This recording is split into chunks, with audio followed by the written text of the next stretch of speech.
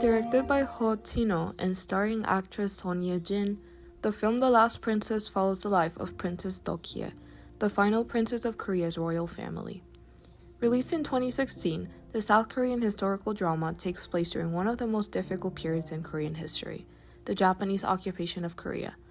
Through her experiences, the movie explored themes of national identity, colonialism, loss, and resilience. Park Hae-il is also a part of the cast, playing Kim Chang-an, a Korean independence activist and childhood friend of the princess who is helping her return to Korea.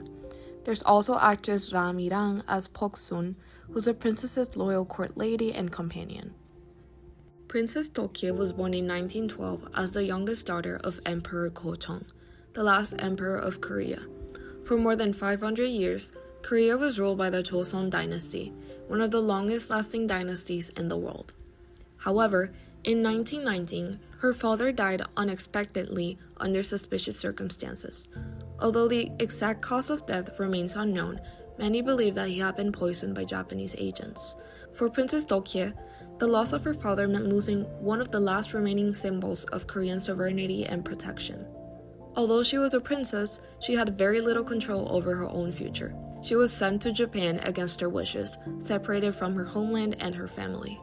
One of the many things that the film highlights is the Korean independence movement, where many Koreans resisted Japanese rule through protests and efforts to preserve Korean culture.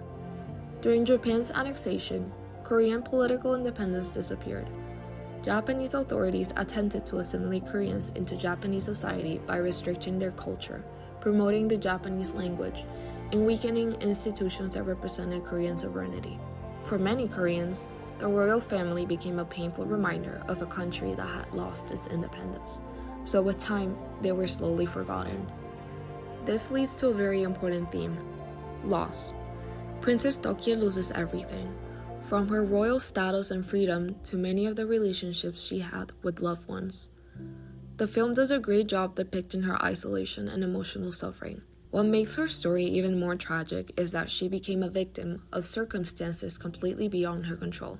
She did not choose to become a political symbol, yet she spent so much of her life carrying the burden of representing a nation that had lost its sovereignty.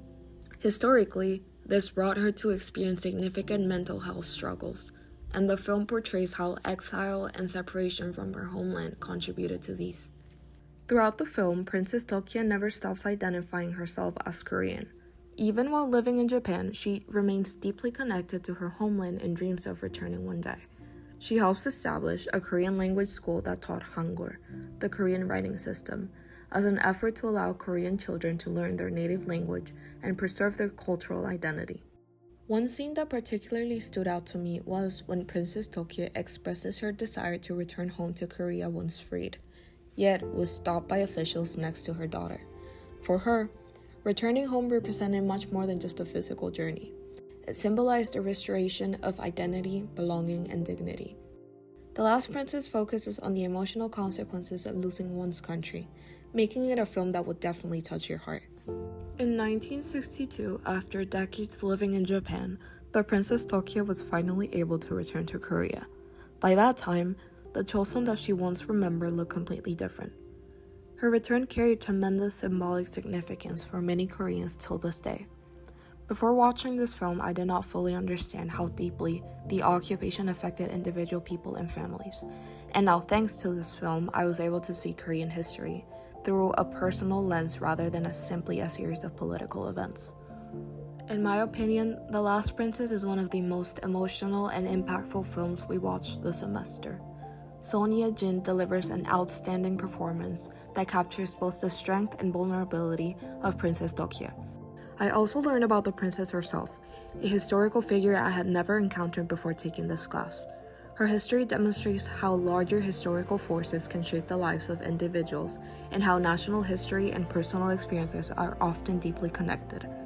More importantly, the film reminds viewers that history is not only about governments and wars, but about people and their struggles, sacrifices, and determination to hold on to who they are and what they believe in.